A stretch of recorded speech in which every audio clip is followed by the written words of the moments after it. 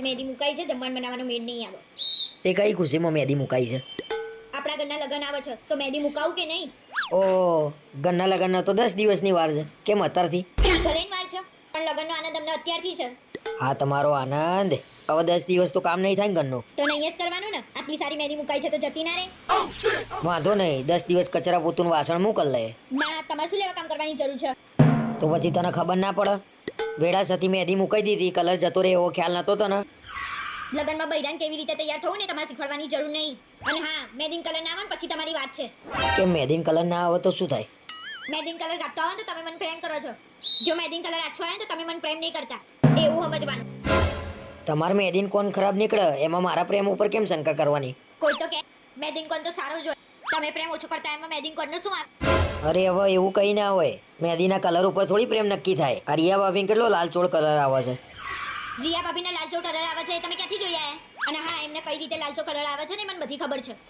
અરે પરમ દિવસે લગનમાં જવા નીકળ્યા ને એટલે મેં જોયું તું. ના પણ કલર આવે તો પછી તમારી વાત છે. જો આછો કલર આવ્યો ને તો ભલે મહેંદી કલર લાલ આવે કે ના આવે પણ તમે 100% લાલ થઈ જશો. એ ભગવાન, આની મહેંદીનો કલર લાલ આવી જાય નકર હું પાટાપિંડી હાથે લગનમાં જઈ નહીં સારું લાગે.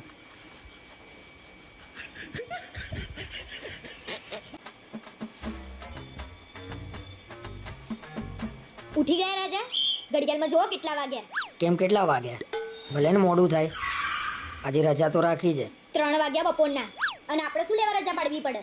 અરે ઘરનું લગન છે, રસોડે તો બેસવું પડે કે નહીં? રસોડે કલાક કે 2 કલાક બેસી રહેવાનું હોય? આખી રાત બેસી રહેવાનું હોય? ત્યાં રસોડે બધું ધ્યાન નહીં રાખવાનું? તમારે શેનું ધ્યાન રાખવાનું હોય? તમારે રસોઈ કરવાની હોય છે ત્યાં? રસોઈ કરવા વાળા ધ્યાન રાખવાનું હોય ત્યાં.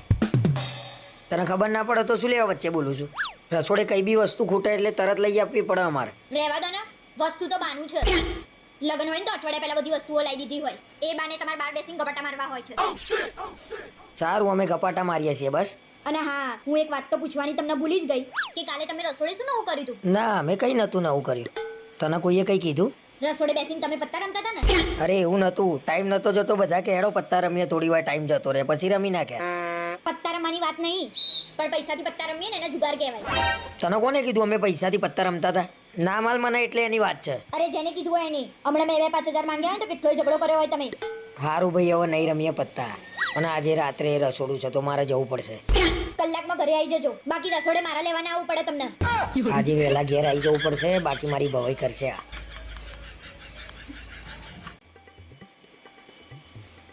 હું શું કહું, લોકોએ મારા મહેંદીને બહુ વખાણી. તારા લાલચોળ મહેંદી આવી હતી ને? એકદમ લાલચોળ અને ઘાટી મહેંદી આવી હતી. આવત ને 1000 રૂપિયા આલે છે મહેંદી મુકાવાના. તું બહુ ખુશ છો ને? હું તો બહુ ખુશ છું. તમારું નસીબ સારું છે કે મારા મહેંદીનો કલર આછો ના આવ્યો. મારું નસીબ તો કઈ સારું નહીં. કંટાળ્યો છું તારાથી. કહેવા શું માંગો છો? મારા મહેંદીનો કલર લાલચોળ આવ્યો તમને ના ગમ્યું?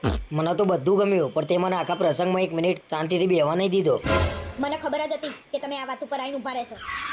આમાંય તને બધી છેલ્લે ખબર પડે છે. ફોટા ફોટા ફોટા, લિમિટ હોય ફોટાની. બસ મારે કઈ નહીં સાંભળવું તમારું. આ તો પાર્ટી પ્લોટના ગેટમાં ફોટો પડાવવાના, ગાર્ડનમાં ફોટો પડાવવાના, જમતા જમતા ફોટો પડાવવાના, સ્ટેજ ઉપર ફોટો પડાવવાના. ફોટા સિવાય કઈ કામ ધંધો છે? અરે તમે 2-4 ફોટો મારા જોડે પડાવી લીધું તો શું કષ્ટ પડી ગયું તમને? કષ્ટ પડવાની વાત નહીં, હસી હસીને ગાલ દુખતા હતા. અને તે પડાયા એના 2-4 ફોટો ના કહેવાય, એને 200-500 ફોટો કહેવાય. તમને મારા જોડે ફોટો પડાવવામાં રસ ના હોય તો કઈ નહીં, મને તમારા જોડે ફોટો પડાવવામાં કઈ રસ નહીં. તમને જેનામ રસ હોય ને એની જોડે પડાવજો. મને જેનામ રસ છે ને એના તો 3 દિવસથી દર્શન બી નહીં થયા.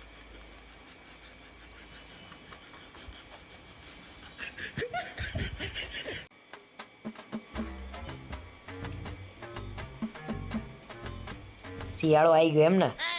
જેકેટ બેકેટ પહેરી લીધું ને? ઠંડી પડે છે તો જેકેટ પહેરવું કે નહીં? ના ના, સરસ સરસ, પહેરો પહેરો. શું સરસ સરસ? મને બીજું જેકેટ લઈ આપો.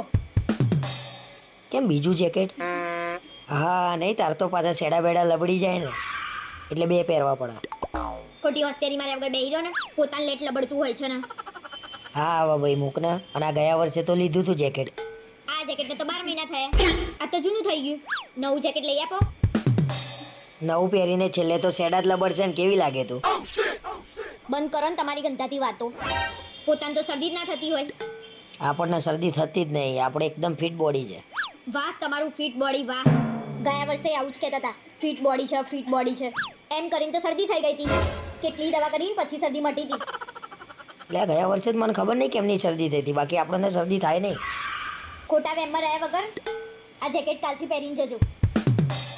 અને જો પછી શરદી થઈ ને તો હું એમ કહીશ, તમે તો ફિટ છો, તમારે તો દવાની ક્યાં જરૂર છે? સાલી શરદી થઈ જશે તો રિયા ભાભી આગળ સારું નહીં લાગે. લાઈન ભાઈ હેડ ના જેકેટ પહેર લઉં. બસ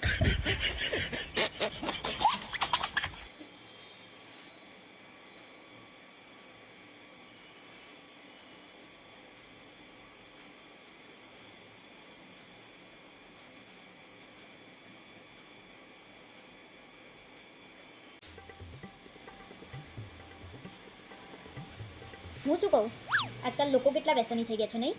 કેમ શું થયું પાછું? આજકાલ બહુ બધા લોકો સિગરેટ પીવા માંડ્યા છે.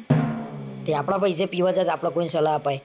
એમને ખબર નહીં પડતી હોય કે આપણા શરીરને નુકસાન થાય છે એમ. એમની નહીં તો ગન્નાની તો પડી હોવી જોઈએ કે નહીં? અરે એમને એમની ના પડી હોય તો આપણે શું લેવા એમની ચિંતા કરવી પડે? પણ અમુક લોકો તો એટલા હોશિયાર હોય છે ને, પોતાની ગન્નાની ના ખબર પડવા દે કે એ સિગરેટ પીવે છે. માનો ના માનો કંઈક તો લોચો થયો છે. કેમ શું થયું? કોઈ સિગરેટ પીતા પકડાયું છે? આમાં કેવું છે ખબર છે, જે ભાઈ સિગરેટ પીવે છે ને એમને એવું હતું કે મારા ઘરે કોઈ દિવસ ખબર જ નહીં પડે. પકડાઈ ગયા એ ભાઈ? કોની વાત કરે છે તો કે? જો તો એટલા ડાયા બનો છો ને, શરમ નહીં આવતી સિગરેટ પીતા?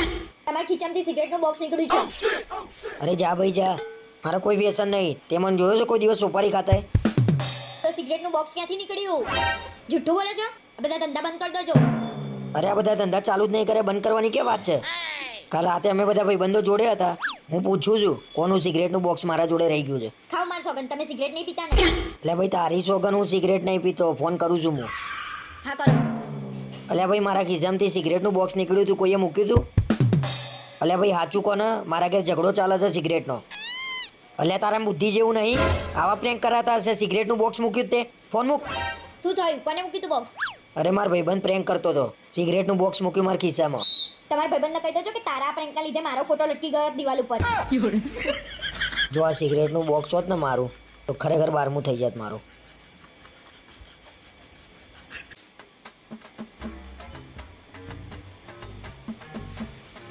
આજ તો મેં તમારા માટે ફ્રેન્કી બનાવી છે. ચાખીને કહો તો કેવી બનાવી છે?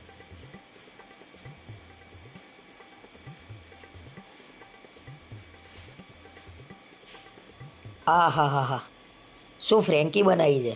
આવી ફ્રેન્કી તો બજારમાં ના મળે. સાચું કહો છો કે ખાલી ખાલી? લે ખરેખર બહુ જોરદાર બનાવી છે. બીજી બે બનાવીને મજા આવશે ખાવાની. બીજી બે વાળી આ એક જ ખાઈ જજો. પોદળા જેવું શરીર કર્યું છે ને, ખા ખા ને ખા ખા. હા હવે આ તો ખાવા દે શાંતિથી.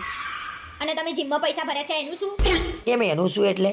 જીમમાં પૈસા ભરો છો તો જવાનું નહીં? છેલ્લા 5 વર્ષથી પૈસા ભરો છો એ તો મને ખબર છે. પણ શરીર ફિટ રાખવું હોય તો પૈસા તો ભરવા પડે કે નહીં? આ નવું લાયા તમે? પૈસા ભરવાથી શરીર ફિટ રહે એના માટે રોજ જીમ જવું પડે. આ ઠંડી તો જો, થોડી ઠંડી ઓછી થવા દે પછી દરરોજ જઈએ હું. શિયાળામાં ઠંડીનું બાનું, ઉનાળામાં ગરમીનું બાનું, અને ચોમાસામાં તો જવાય નહીં. અને હા ઘરમાં પાછો પ્રસંગ હતું એટલે નહોતું જવાતું. તહેવાર પ્રસંગમાં તો પાછું જવાનું નહીં. થોડું શરીર આમે જોવો ને તો સારું રહેશે. અરે પણ હું આટલો તો ફિટ છું. મારે તમને કોઈ સલાહ નહીં આપવી. ભલે ને ફુગ્ગા જેવા થઈ જતા, કોઈ તમારા સામુએ ના જોવા, લોકો તમારી મજાક ઉડાડશે. ફુગ્ગો. મને કોઈની ચિંતા નહીં, પણ જો રિયા ભાભી આમું ના જુઓ ને તો એ મારાથી સહન ના થાય.